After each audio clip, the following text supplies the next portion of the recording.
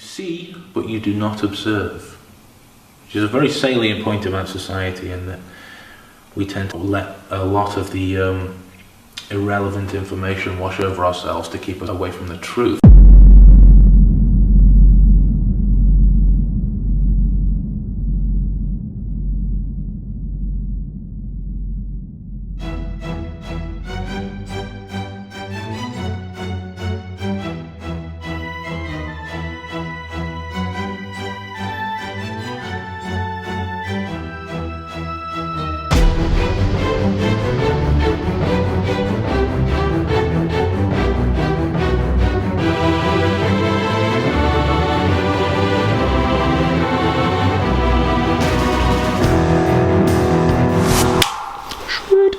Right, first question. Yes, sir.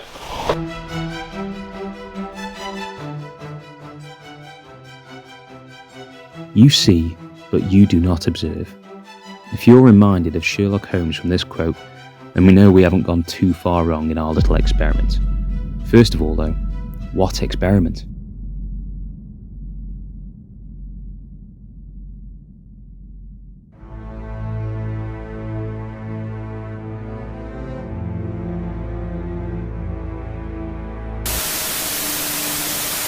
Within this episode, we've taken someone and taught them these skills, and we're going to have them put their newly found capabilities to the ultimate test. My name's Adam, and I, like many others, am a bit of a fan of Sherlock Holmes. Now, while I would never go so far to call myself a filmmaker, I was invited to take part in a little experiment into exploring not just the lore of Holmes, but the possibility of bringing him to life. What would that look like? How would this chosen vessel cope with such an endeavour? Well, it helps if you're Ben Cardle, who is a bit of a fan himself. Ben is the creator of this experiment, and the one who has led me down this weird and wonderful Sherlockian road for the past 8 years. Over that time, we've captured enough footage to make a film, I suppose. And yes, this is that film. This is our Sherlockian experiment that asks the great question, how would the skills of the great detective exist in our time today? What would they look like? And can it even be done? On an entertaining platform, of course. We haven't lost the plot, or have we? Before I go any further, though, you should probably meet Ben.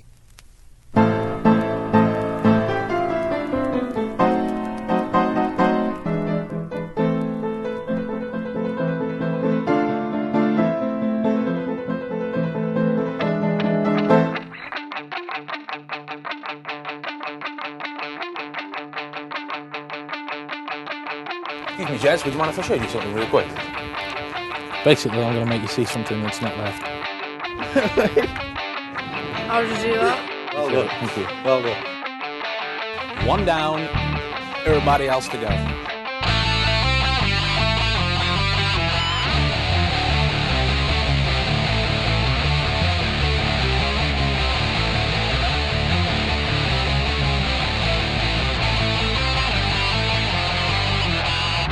Short version of a long story is high school. I was reading The Adventure of the Speckled Band as part of my English class, and it was one of those books that had like a bit of history at the start, a bit of who's Arthur Conan Doyle, what was the inspiration, scene setting, what did he do, his life and times, this kind of thing. And I mean, it was interesting. At that stage, it was the first murder mystery I'd ever read, I'd ever heard about, to be honest. At the time, I was in a relationship with what everyone would call their kind of first love, their childhood sweetheart, and I was head over heels with this woman, and then I suppose girl it would have been at the time, and then I found out, kind of like a couple of weeks after we started studying it, that she'd been cheating on me with my best friend at the time for around kind of 6 months, off and on. There was this kind of inclination into me to go through her phone, which you say that out loud and it's paranoia, it's this, and I think it was a Kurt Cobain lyric, just because you're paranoid doesn't mean they're not after you, that kind of thing. And so I checked and read all these text messages that she was sending back and forth to him, and my heart kind of fell out my arse. And I remember thinking at the time, well, if I'd had this guy's skills, that would never have happened. and so I was like going through some of the details of how he did what he did, and started researching the actual things that kind of spun off from there or were just related to there, just to see if I could try and be like Sherlock, so I wouldn't have to feel that pain again. So now, like, I don't know where the kind of fascination starts and the emotional damage ends. At the time, I wasn't really sure what I could do with it. You know, I'd had a few kind of successful reads amongst friends and family, that kind of thing, but in terms of going full throttle at it, I didn't know what I could do with it. So at the start, when I started performing, it was straight up magic, that kind of stuff. But I mean, you've seen it as well. My left hand shakes. It's a nerves thing. Not like I'm nervous, but it's a nerves thing. It just shakes. So when I'm doing stuff with coins or cards or whatever it is, it doesn't really look very good to be sat there going, pick a card. And granted, the other people who are watching, they don't care, because they're more concerned with what's happening in terms of the trick or whatever's being shown. But I felt that it looked dodgier, so I kind of put more of the deductionist techniques into it to try and give myself some breathing room, so I wouldn't have to touch as many props, so I wouldn't have to do as many things, but it afforded me more opportunities to practice, and then it kind of developed over to more and more into, you know, trying to do exactly what I said that I was doing. Like if I told people that I was going to memorize this deck of cards really quickly and then use that to figure out what your card was, then that's what I was going to do, you know. And it turned into the perception of like a really good trick, because don't get me wrong, like when I perform, you know, the kind of entertainment mentalism stuff, I still use a couple of tricks. I still do, of course I do. Infused. But like it's one of those things, like, if you tell somebody, like, take the cards example again, if you tell somebody that you're going to memorize this deck really fast and use them, the kind of order or logic, or read them to try and figure out what the card is, immediately the spectators go, well, he's not doing that. Well, let's have a look for what he's actually doing, or to see what's really going on. And when they can't see anything devious or dodgy or whatever, they're left with two options. Either it's a really great trick, in which case, repeat bookings, brilliant, or they are forced to classify it as skill, and either way, repeat bookings. You know, so that was the kind of way that it went from there, and I gradually became the kind of person, arsehole, if you ask other mentalists. That would go the extra, that would go the extra mile to try and be as authentic as I felt I needed to be at that time. I think it probably started from the original. I've got this weird kind of reaction to lies of any kind when I'm forced into them. Like, it's a side note, I know you didn't ask, but it's but at Christmas, like, if the kids, and they've asked me, so what have you got me? Well, I've got you some presents. Because I have to be able to say something without revealing it, and that kind of thing. Like, so, but what exactly? Presents you'll like. And it just keeps going from there, because I don't want to kind of step the road to no lessons. I don't want to. You know, I'll throw coal at them every now and again. What father wouldn't? Save that for the rest of the year. Exactly. But in terms of the performance, that's very much where it started. And it kind of lent itself into other areas from there. So, what actually is the deductionist? Is there a problem or a particular hurdle in your life that you have at the minute, no matter how big or small and apparently insignificant to anyone else, that you have? Yes or no? Yes. Okay. And then yes or no again. The Deductionist is a web series created by Ben and myself, looking into the techniques and skills of Sherlock Holmes and applying them to our modern world. I'll try and replicate it on this, so now you've not got an excuse to forget what happened, alright? Okay. You have a literal souvenir to take home with you. We good? Yeah, good. Is it folded? Yeah. Okay. Now, it occurs to me then that problems, as they are inherently negative things. They would be easy to get past if you could find a more joyous position to look at them from. I'm going to use essentially a joyous object in the sense that it's ridiculous. No argument. To help further this situation. So can I see the card? You're happy that it's folded? And there's no way I could see through it. Yes. Yeah. Do you know this game? Where they go under the table. They go under the table and everything's mixed up. It comes out in either hand. Yes. Okay. Yeah. So would you do this for me now? Mix it up. I'll turn away. I'll do behind the back. Okay. Whatever question I ask, don't answer out loud. That's the important thing. Okay. So if we were playing 20 questions, you've got the animal, mineral, and vegetable categories. Would whatever that is fall into that animal category? Okay. That's a pretty firm no. Then that is a pretty ridiculous notion to consider that being an animal. I wonder. I go for it. I think I know what you drew. It's more of a question of how you drew it. Yeah. And then come out with both fists on the table. Okay. You good? Yeah. Okay. Now, in this situation, it's getting into a flow of rapport with somebody that doesn't really know your problems, know much about you. Yeah? And so it's often a slow starter. So in this instance, I need you to really just concentrate on where the joy is, where the ball is. Yes. Can I see what you drew? I didn't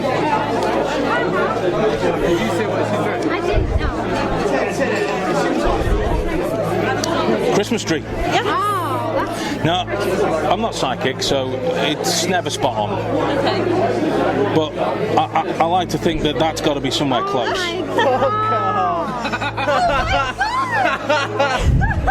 And just imagine the joy, wherever that may be, as lightness. So that's going to start raising that whatever hand in the air, and the problem is going to weigh that other hand down. Weighted. Imagine that happening for me now. Okay? Is the ball here the problem here? Yes? Yes, show the camera.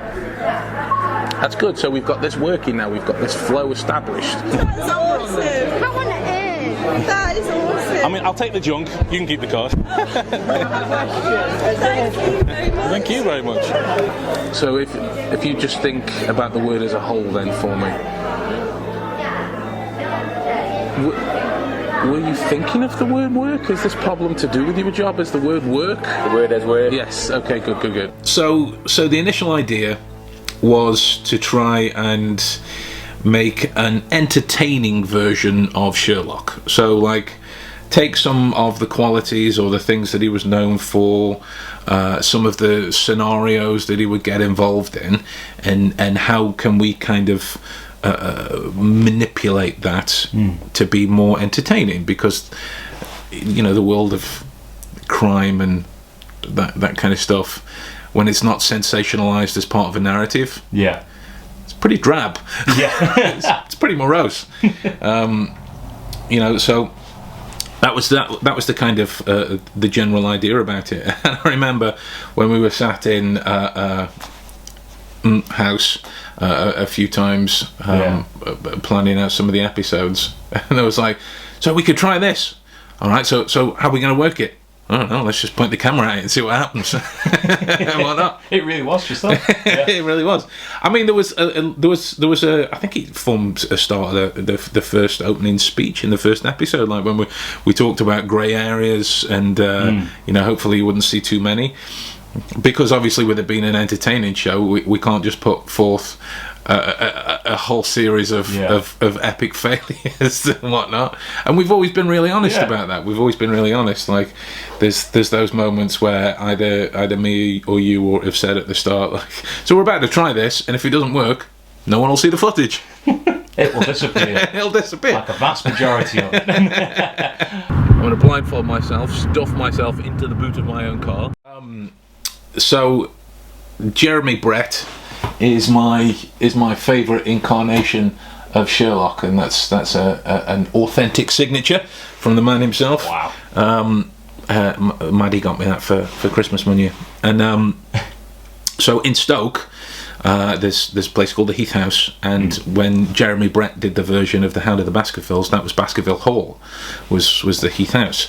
And so we made some inquiries. A friend of mine ran ghost tours around there, you know, in terms of props that would kind of spin out in dark alleys and go whoa, and this kind of thing. So he took us for a tour. We spoke to a local group of actors, and they were actors, but like we were saying, like, how else do you get a gang full of people of different backgrounds to come to a place to be comfortable on camera? Yeah. Because everybody else that we knew had conventional jobs, and whereas like one or maybe two tops could come down, we wanted a fair group of people, so we just went to some local actors, and it was that kind of explicit thing of we're going to try some stuff which is synonymous with people acting and playing along and whatnot, but make sure that if you notice any bullshit happening, squeal, make sure it's recorded, tell somebody, tweet about it, whatever it is.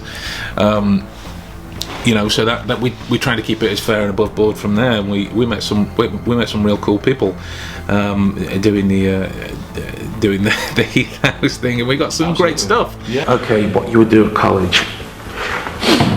I didn't guess the answer. So was it a thumbs up or a thumbs down? Thumbs down. Thumbs down. Okay.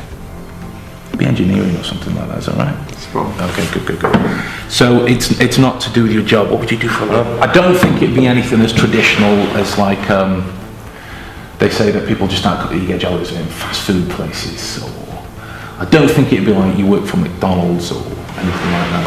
I had a particularly good moment where I think it kind of spanned into one of the routines that we did on Baker Street with the blindfolders, where I would sit there blindfolded, and any one of the people would come in and sit down, and then I was telling them stuff about their life based on the kind of shoes that I could hear, who I thought it was by how heavy they sounded when they sat in the chair, you know, etc. You know, what they did before acting, what kind of acting they were into, pets, hobbies, interests, all that kind of stuff. Which I believe was the only surviving footage we actually have. Yeah, That's it. yeah. We got some great stuff, you know. We did some mass hypnosis stuff from, you know, inspired by the Basil Rathbone film. We did some face reading games. We did some hide and seek, but with objects around the room and whatnot. Yeah. Like, and all of it Gone. Completely gone. Why is that, Adam? We had an incident. Do you enjoy your job? Answer me honestly. No. Fast food then, it's got to be.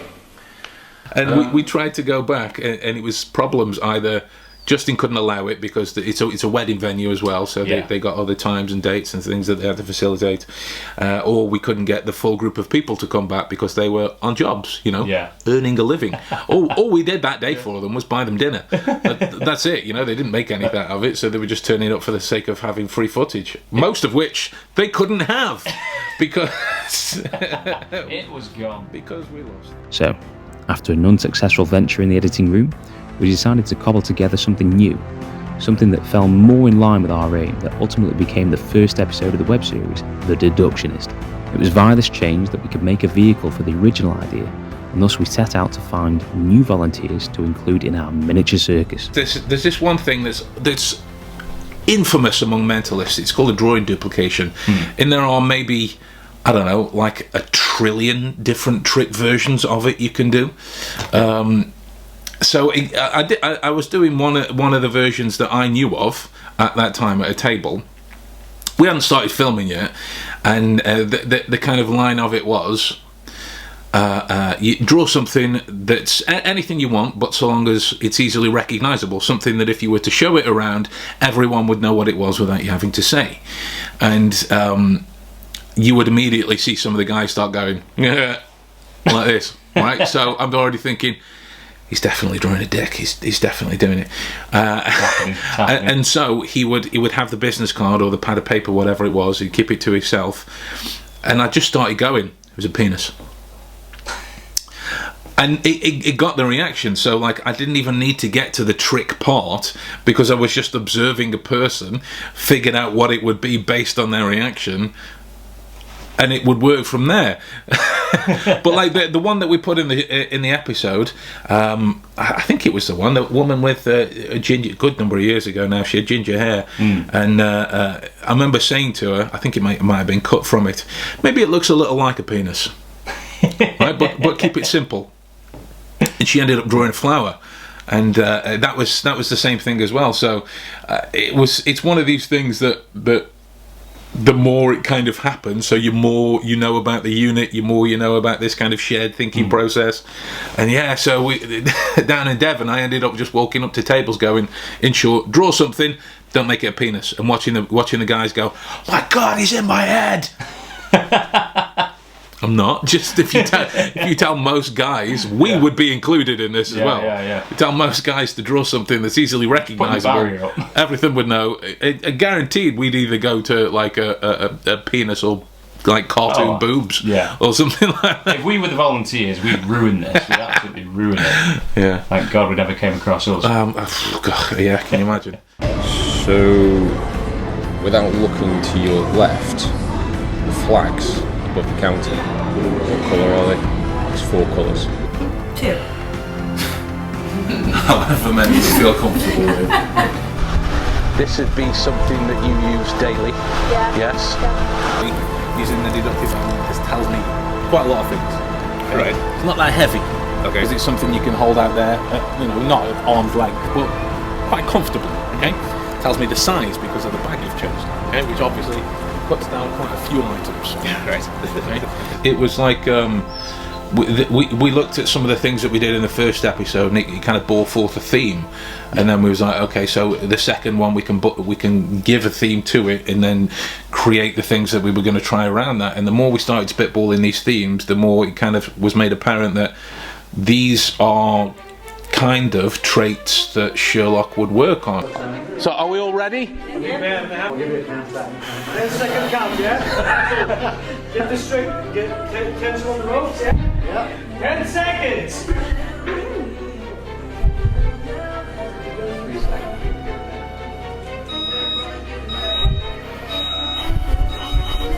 He had a lot of medical knowledge. Liz, can you imagine yourself moving as this person around the stage, but also having the whatever they filled in on the medical bit? Okay, cool. Thanks, Liz. That's something guttural. That's something wrong on the inside. Then, yeah, is that right? Cool. That's also going to be, I think a man.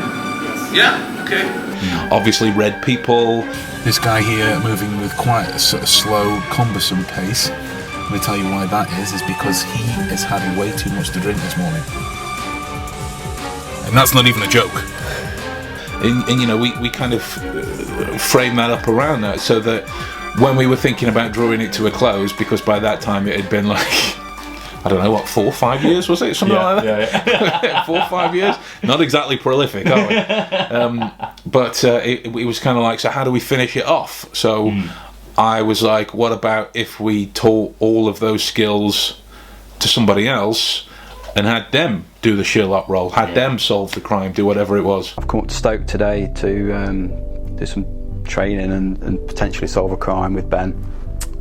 We're doing some memory tests and stuff like that. Ben's told me little to nothing about what we're going to be doing, so it's purely turn up, don't know what the hell I'm doing. I came across his work purely by chance. Ian was my first ever student, so he wasn't coming into the episode fresh as a daisy, because let's face it, we didn't have the time to be able to take people do that. Everyone has jobs, and we aren't a TV company, so we got to make do. On the fly. So yeah, Ian was my first student. We did it as properly as we thought we could in that scenario. Like with it was early in the morning when we started those days, where it was like 6 a.m, 7 a.m, something like that. Yeah. And bear in mind, so Ian's still a bit wintertime. We're all a bit, oh god, like pre-coffee. Yeah. And I've gone, Ian, we're just gonna have a drive around, but I'm gonna do it with a bag on my head. What? That's normal. That's fine.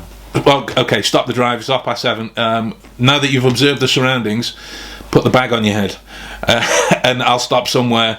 I'll stop somewhere in the city and see if you can tell me exactly where. And credit to him, he kind of went. He did. Okay. He got on board. He got straight on board. We couldn't ask for a better volunteer. No, it was mega. Right. Okay. Have we just gone by pub on the right hand side? I think it's a pub called the Park or something. Are we just down the road from that? Yeah. Yeah, we are. That's. I think it was further up. It was sooner in my mind than we stopped. So I think we stopped past it. So do you remember what was past it? No. Was it that? We talked to. Was it the? No, it weren't the steak place, was it? That was. Yeah. It was the steak. Yeah. The Rare. Was it called? It was Rare. called Rare. The thing that we did with the photos and the attachment of memories to felt states and feelings and this kind of thing, because there's a lot of bullshit that surrounds micro expressions and whatnot, and that's some of the stuff that we've gone over our years together. So when I said to him, sit down, I'm going to actively think of some stuff, and because I'm quite my emotional palette is not very big, let's put it that way. I had to kind of try and get into it as much as possible. So you'll see yourself when you watch it back, there are slight changes in my movement, slight changes in my reaction, and whatnot. And he genuinely saw right through it. You know, there was the kind of information that he was seeing and the information that he connected to that happened right then and there in the moment. It was nice to be on the other side, to have someone in my head for a change. The series as a whole became my gateway to a number of opportunities to delve further into the lore and fandom of Sherlock. With Ben already being an established entertainer, doors soon opened for the process, and we quickly racked up a decent bit of footage. Oh, come on! The image, child's cots. It's Nursery Lane. Ben! How does he do that? Harry, this is me. This is about to touch your shoulder. Just reach out with your left hand and put your hand on the hat. Road through to Longton, D Road, through Weston Coiney. Like for Apple or something. Yeah. Yes. Okay, excellent. Round of applause as you go back to your seat.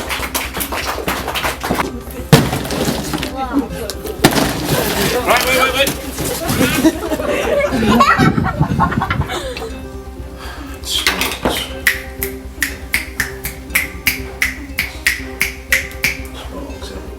Still though, it came with explaining to people what we were actually doing. Thinking about it made sense.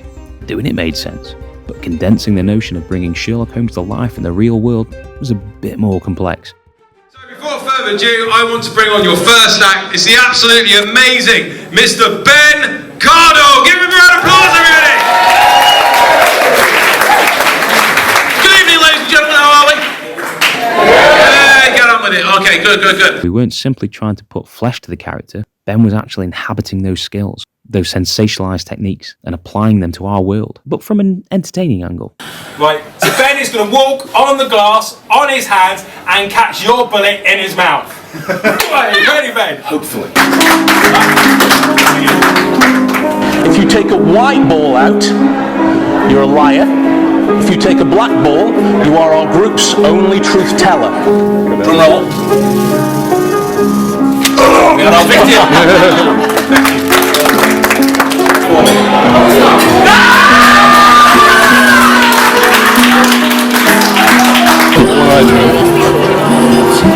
Oh man, he's better than you. Look at that, it's shocking. It's like a slip into the 7 parts. Very good. Well done, you. That's awesome. Yeah, it's definitely entertaining. Oh yeah. Good time.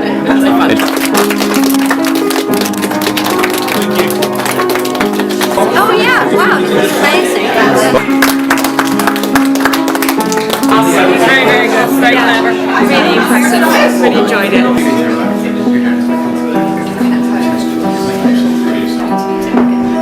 It's unbelievable.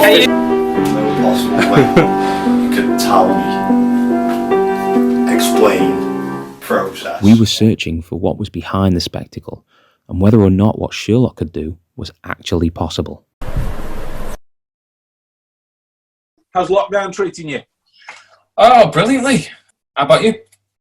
Well, you know, it is what it is. I try and spend my days when lockdown isn't happening, avoiding people and generally interacting with as few as I possibly can. So You've this looked is for this. Yeah, I'm being told stay at home, have food delivered, and read as much as you can. So yeah, like you obviously learn a bit more about when the difficulties of creation that you want to make, regardless of how severe or minute they are. And let's face it, people had a lot more shit to deal with than we did. But the things that it kind of changed about the way that we wanted to take it was to, all right, we've done the modern a little bit. Let's go back and see what we can do to modernise that a bit more. So we went back and thought, okay, let's take kind of bits and pieces from the stories themselves, rather than just the folklore of Sherlock as an entity, as a person, whatever it is. And then try and tell our own version of that, because we've got a way of doing things, which. There was, if you've ever seen Real Big Fish live at the House of Blues, there's one moment where it's kind of the music's kind of fading down. The lead singer Aaron gets some sunglasses out of his pocket and goes, "I think the important thing to note is that we think we're funny." And that never would that be more applicable than with us. Basically, I'm not letting you in the car. I've kind of locked it up. I'm not going for a run, but I've got some questions for you. So. Stay there, don't turn around. Right, okay. So I'm going to ask you something. The car you just ran past, and you ran past before as well, and on your way back now, what's the registration plate? You're such a I am.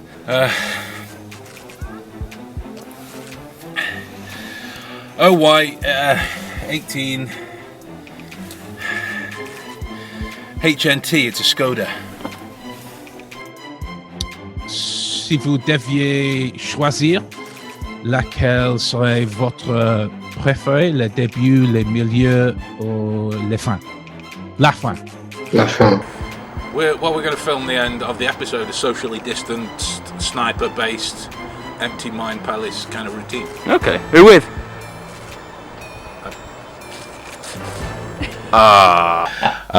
So yeah, and then we kind of got forth into the empty mine palace and whatnot with the paint gun, which obviously you got to go off first.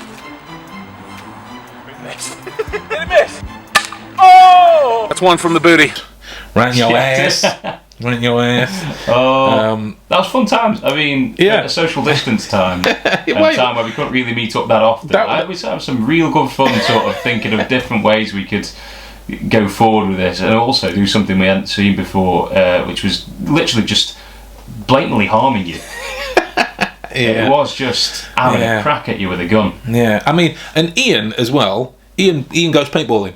Yeah. That's what Ian does. Dab hand. He's good at it. So I kind of banked on the fact that would happen, and with the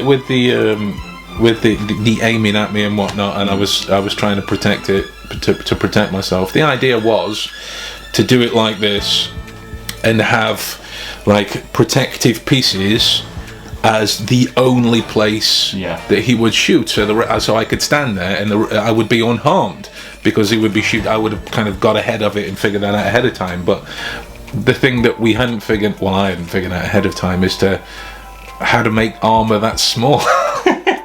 So I thought, all right, well, we'll just wing it. I'll take it. Yeah. And I'll see what happened. And when we got there, the idea was that I was gonna have an inductively reasoned guess as to where he would shoot me, but the wind was up a little bit, so I was like, he's definitely gonna miss at least once. So I was like, I'm having a go at it. Wrote down the number because after he'd missed twice, I'm thinking, for the love of God, hit me! For the love of God, hit me! Because if that does, then I've got this bang on. Yeah. And when he did, it was oh yes.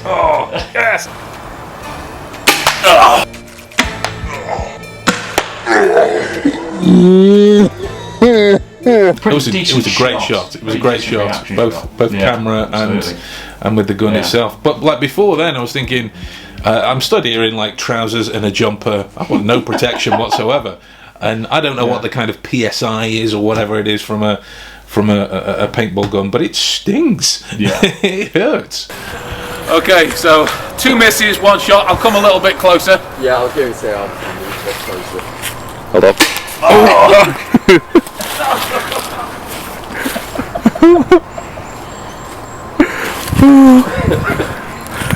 It hurts more because they're not popping. If they exploded, it hurts less. Ask Adam. So we got 2 misses. I take it that was a success. You were aiming for that? Yeah. I'm not good. Both shots were pretty much perfect where I aimed them. Apart from the shin one. So I did take some kind of preparation for this.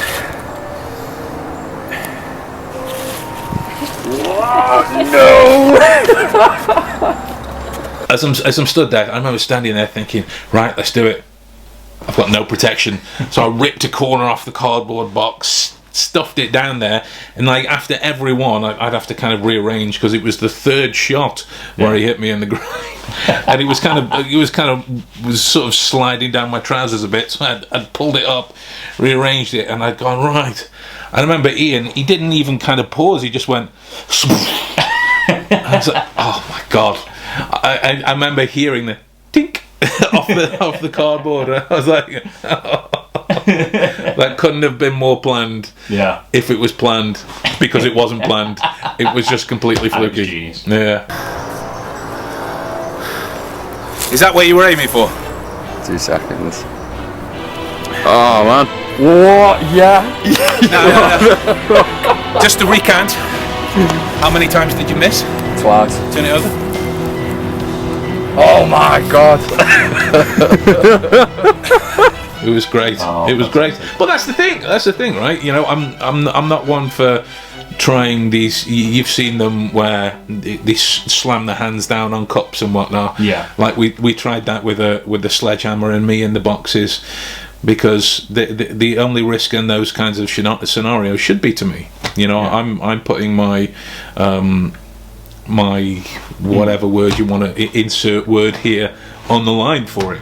Yeah. So there should be no risk to other people. But the initial hope of going back and doing the stories was to, if people enjoyed the web series, that they would go, well, this looks like a fun story. Maybe I'll go and try and find the original to see how that actually turned out. See how, see the ways in which that it's inspired us as a duo.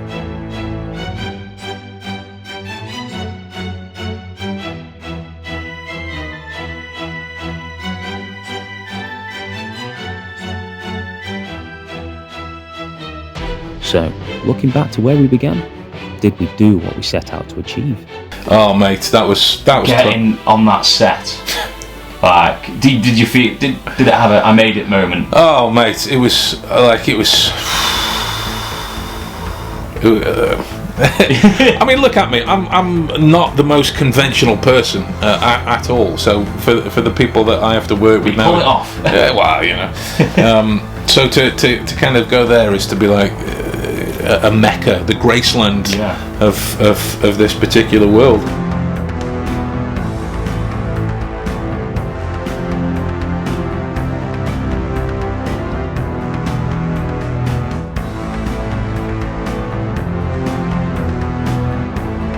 I'd done the first one before we went back and did the second. Yeah. So like the first one was in London, and like you kind of sat backstage and oh, okay, there goes Moffat. Oh, there goes Andrew Scott. Oh, hi unit. Oh my God, this is Hudson. So yeah, and then like to have us go back because you weren't allowed anywhere near the stage the first time. So the second time, when they said to us, "Yeah, you're gonna do a talk and you're gonna do it on the stage on the set," you kind of go. Go to page 101. Oh yeah. Oh yeah, and it's there. Abbey Street. Yes, it is. First of all, right. Okay, it splits into 2 columns. The first one being the most left, the second one obviously being on the right. Yeah. Is it in column 1 or column 2? Column 2. Okay, so you find Abbey Street itself, okay? Then I want you to look at the grid reference above Abbey Street. Look at the grid reference above Abbey Street. The grid reference directly above Abbey Street. Got it. Announce it out loud. 57B7. And then look at the grid reference below Abbey Street. 96B6.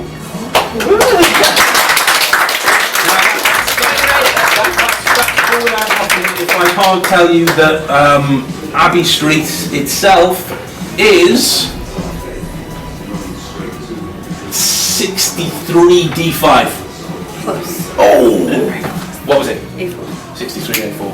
Thank you so much. Although we were making a series with an entertaining performance in it, we were hoping that we were pushing the perimeters of our idea. But I couldn't have predicted how it progressed, giving us a chance to take it to the home of Arthur Conan Doyle. Right, ladies and gentlemen, thank you so much for coming along this evening. Steve is by far and away one of the loveliest blokes I've ever met. And I'm not just saying that because he's my publisher.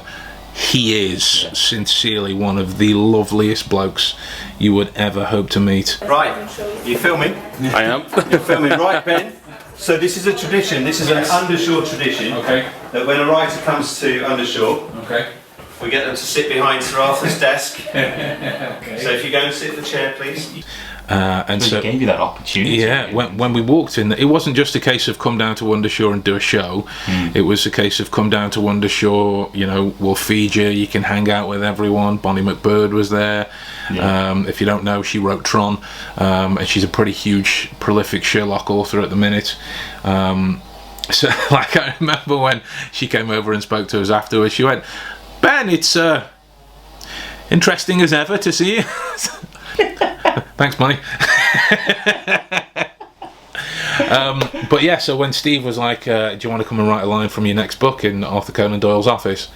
Yes. Do you want to sit at his desk where he wrote Hand of the Baskervilles? Yes. Absolutely. Now, in my head, you're right. Yeah, in my head, I'm going swear immediately. But like with all of the kind of, it's not the crowd. No. It was all kind of, you know. This is the family of Doyle. Yeah, exactly.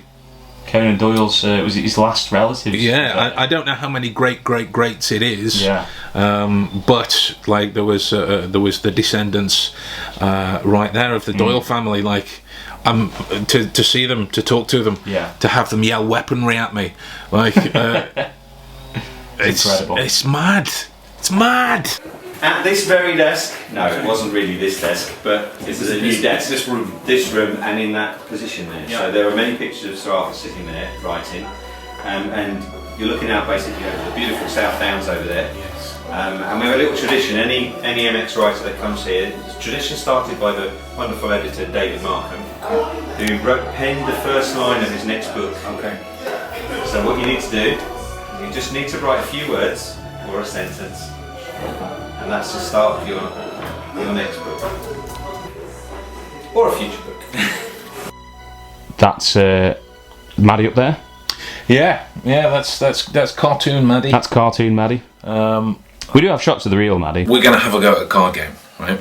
And you won't know the story. But now, like, things are moving with your life in a direction that you could almost call Sherlockian, in a way. Yeah. You've sort of incorporated his skills and what he's experienced as a character, and in a way, in a reflective sort of way, things like that are happening around your life. Would you call that phenomenon, or is that just sort of like you've done it for so long that it's naturally just happening to you? Yeah, like people kind of ask me how I got into it. I just got in people's faces about it. Like, look, I can do this.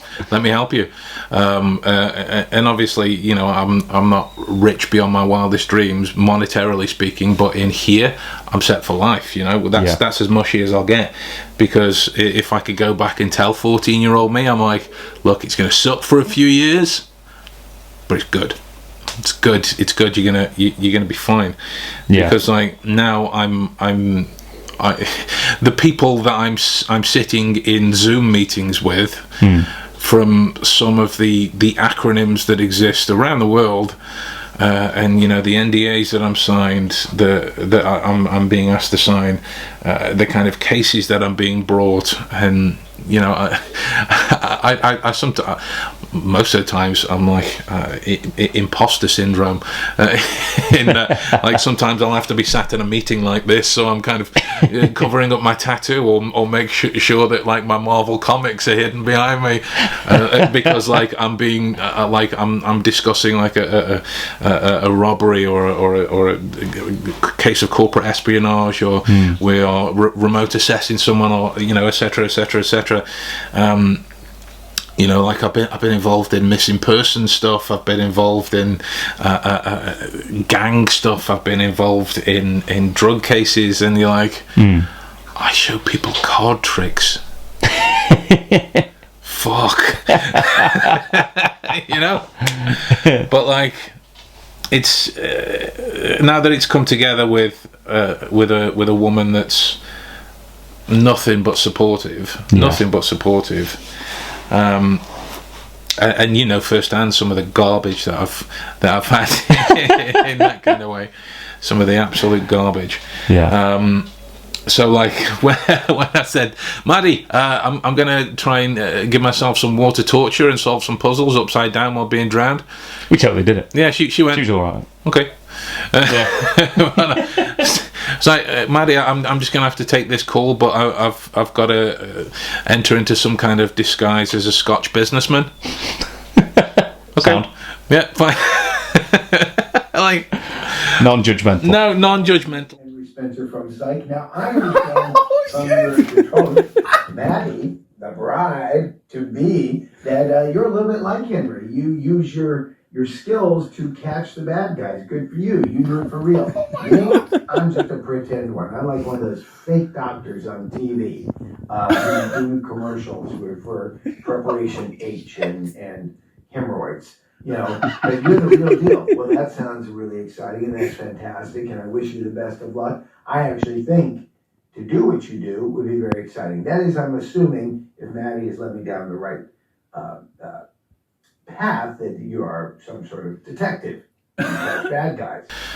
Never has there been anyone so supportive of anything, save maybe my mum and dad. Yeah. Or him. Good old cook. He doesn't give a shit. No. Well, he's seen it all. Yeah. He's seen it all. Like during the ash experiments that I did, he would start some days sat outside, but like when it got too much for him smoky, he'd come inside, and then when I come in afterwards, I go to give him a fuss or whatnot, and he'd just walk away from me. I was like, all right, fair enough. I'm going for a shower. I'm going for a bath, whatever it is. So yeah, I live my best life now. Good on you, mate. Good on you. So we come back to the question: what is the Deductionist? We are the Deductionists. That was the whole purpose of this series. It was to prove to the viewer, that this could be done by them. Throughout the making of the series, that was the mantra we operated by. It was never about mystifying the techniques of the great detective. It was about realising them. And while this was done from an entertaining point of view, we also hoped that it was an educational point of view. And hopefully it was an opportunity for people to realise that they could have these techniques and they could benefit all walks of life. It didn't matter who you were. It didn't matter what you did. It didn't matter what you were into. These skills could be applied, and still can be. It's never too late to learn. We're still learning ourselves about how we can use these skills in everyday life, how you can apply it to your job, to your personal life, how it can provide a solution to any problem in your mind. I've had an incredible time taking part in this series, and it wouldn't have happened if I hadn't met Ben and seen what it was that he was offering people. And that offer is still there today, for anyone who wants to learn. And this series is a testimony to that, to which I'm very proud of. So thank you to everyone that's watching this, everyone that took part and helped make this, and for anyone who's wondering how they can apply this to their own lives, just have a look for Ben Cardle. He'll point you in the right direction. We do have shots of the real Maddie, but Yeah. I may throw in the odd photo of the wedding. She's over there. Yeah, she's over there. I mean, we're not gooey people. We won't tar this piece of with anything This over piece of hard-hitting journalism with sentiment and feelings. None of that stuff. None of that stuff. No. Yuck. No. Made a promise. I won't do it. Wonderful life is on your